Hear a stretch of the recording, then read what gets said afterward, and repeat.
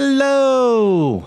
So I just finished a stream on Handsome Gadgets Gaming, had a good time, played some Halo Infinite, grabbed my phone to look at the Google feed, and we got another one. 7 reasons you shouldn't buy an Xbox Series X or S. TomsGuide went after the Series S, but this guy is going after both. Now I gotta clap back at him. This article is coming to us from MakeUseOf.com. Okay. By Joe Keeley. Let's see what this vato's gotta say. There's never been a better time to be a gamer. I agree. Studios large and small are consistently publishing astonishing games, pushing the boundaries of what a video game can be. But where's the best to play the games? How about Microsoft's Xbox Series S and X? If you are considering spending your money on an Xbox Series S and X, you may want to pause. He's got to pause. You may want to pick it up. While it's undoubtedly a powerful machine, it might not be the console for you, or you might at least want to wait a bit. Here are the reasons why you shouldn't buy an Xbox Series S or X. Alright, right away, this guy is getting under my skin. There are no console exclusives. God.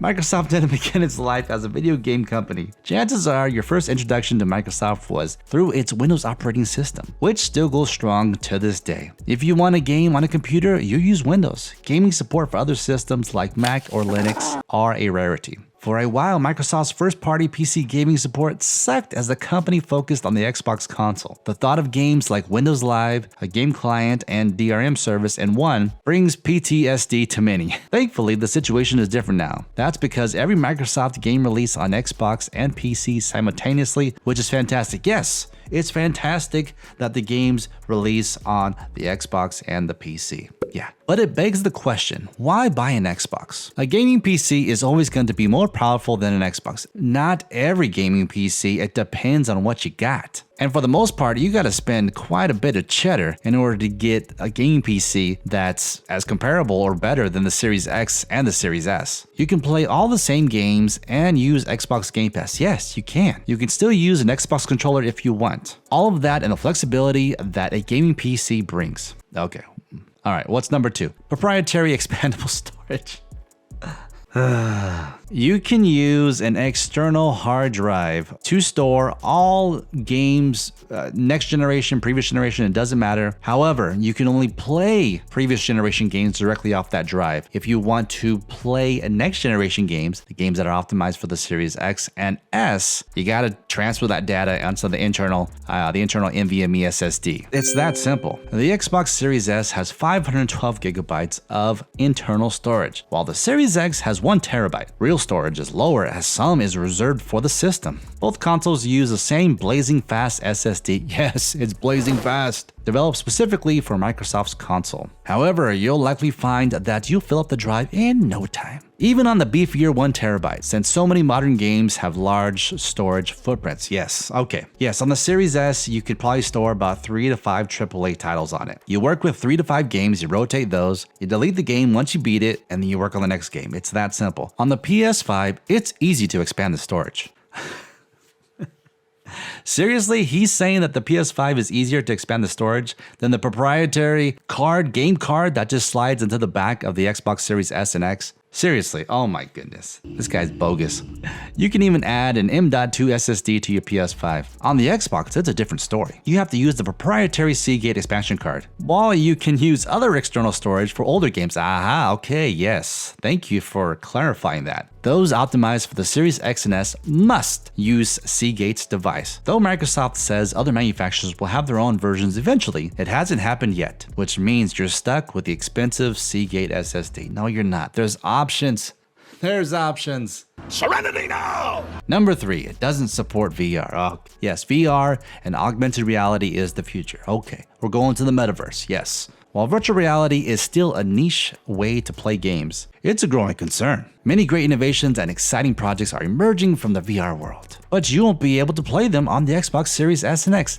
Yet. You won't be able to play them yet. That doesn't mean that it's not in development right now. I mean, come on, guy. According to Xbox boss Phil Spencer, he thinks it's better for the company to focus on software because it will scale better long term. In the past, he's called VR isolating. Sony's take on an entirely different approach with the PlayStation VR 2 showing its commitment to the VR world. Sony is even building exclusive VR experiences from its top franchises like Horizon Call of the Mountain. Bravo, Sony. Okay, you're ahead of the curve, totally. Nah, I don't see it. Number 4, the PS5 has better games? Wow, he had to go there. All right, so this is a controversial one, yes. And ultimately it comes down to personal preference, yes. But many would agree, that Sony simply has better exclusive games. Franchises like Spider-Man, Ratchet & Clank, The Last of Us, Uncharted, and Horizon can only be played on the PlayStation. As mentioned, the Xbox doesn't strictly have exclusives,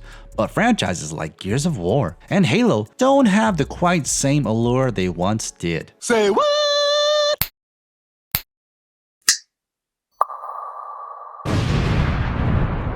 That said, the scales could have easily tipped over time as the current generation consoles mature. Microsoft has acquired Activision, yes, they've acquired freaking Activision, and a plethora of other talented developers, and will no doubt build a solid arsenal of exclusive games. They got like $1 bazillion, like, come on.